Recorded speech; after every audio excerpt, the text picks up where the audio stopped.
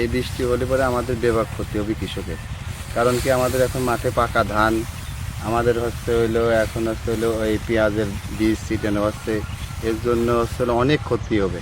কারণ 1 কেজি পেঁয়াজের দানার দাম হচ্ছে 40,000 টাকা।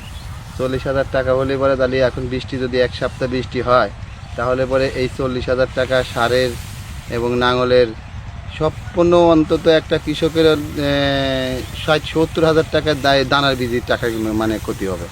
আর ইভেন পাকা ধান কাটা হচ্ছে, মাঠে অনেক পাকা ধান আছে। এতে জন্য বৃষ্টি সাপোর্ট যদি হয়, এর জন্য বিশাল ক্ষতি হবে। কারণ আমরা এখন কৃষক ক্ষতিগ্রস্ত।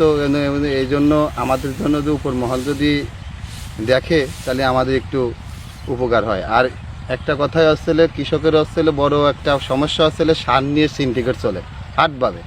সার, বীজ, এদের জন্য